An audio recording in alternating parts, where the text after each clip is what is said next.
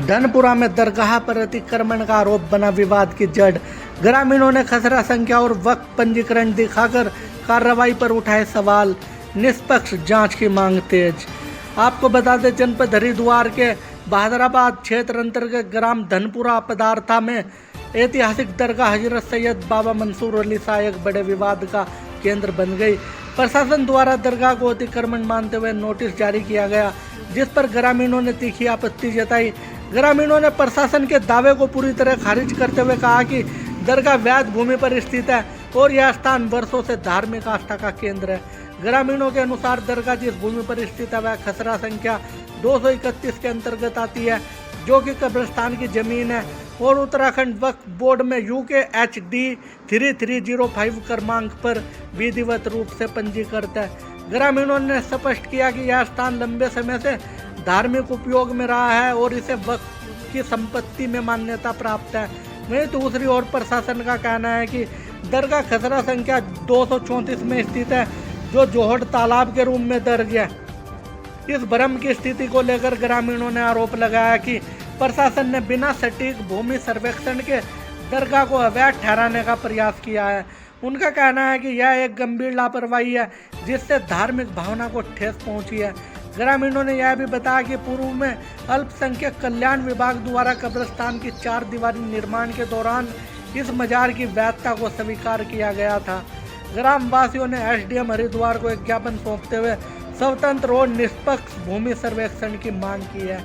आइए देखते हैं पूरी खबर विस्तार से। हमारे यहाँ पे जो कब्रिस्तान है, 2 कब्रिस्तान है। एक तो बड़े कब्रिस्तान ईदगाह की तरफ है और एक सैयद वाली कब्रिस्तान के नाम से ही मशहूर है। और जो हमारे कब्रिस्तान है वो खसरा नंबर 231 में है और उसी कब्रिस्तान में खसरा नंबर 231 में ही मजार बनी हुई है और वो हजारों साल पुरानी मजार है, बहुत ही प्राचीन मजार है। और ये हमको जो नोटिस दिया गया है, मजार पे जो चस्पा किया गया है 18 तारीख में, उस पर डेट तो 15 की डाल रखी है, 15/7/2025 की, और 18 में वो चस्पा हुआ है और 22 जुलाई 2025 तक उसमें जवाब देने के लिए कहा है। हम आज SDM कोर्ट में जवाब देने आए हैं, क्योंकि वहाँ पे दोनों ओर जोहड़ है। जोहड़ जो है 234 नंबर में है और कब्रिस्तान है 231 नंबर में। कब्रिस्तान में ही वो मजार है और उससे पहले भी वहाँ पे पैमास हुई थी 5-6 वर्ष पूर्व, जो बाउंड्री अल्पसंख्यक विभाग से RWD ने बनाई थी। तो पहले पैमास होकर ही वो बाउंड्री बनाई गई थी और बाउंड्री के अंदर ही मजार है। बिल्कुल हमारा जो गांव में सैयद बाबा का मजार है लीगल ज़मीन में है, किसी का अवैध अतिक्रमण नहीं है। हम SDM साहब से मांग करते हैं कि कोई भी मतलब गलत काम ना किया जाए, सही जांच कर, और हमारे जो सैयद बाबा के मजार है उसके साथ कोई छेड़छाड़ ना की जाए, क्योंकि वो लीगल है।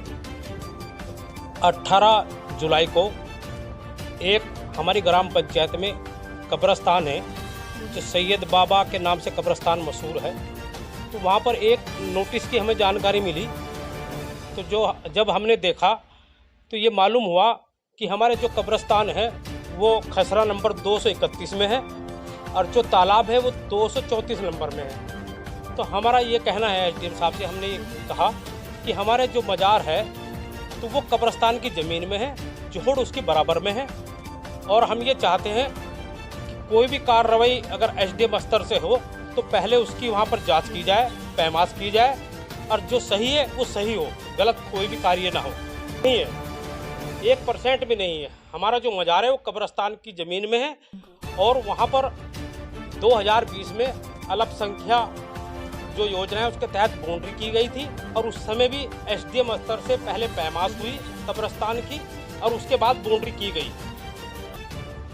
हमारी मांग ये है कि जो हमारा मजार है कब्रिस्तान में वो बिल्कुल लीगल है, हमारी ज़मीन में है कब्रिस्तान की, उस पर कोई भी कार्रवाई ना की जाए, और वो बहुत हज़ारों साल पुराना मजार है। और ये समझिए कब्रिस्तान है, कब्रिस्तान में एक बहुत बुजुर्ग आदमी की, अच्छे व्यक्ति की वो कब्र थी। वहाँ पर उन लोगों को अच्छे की वजह से लोग मानते हैं, इसलिए उनकी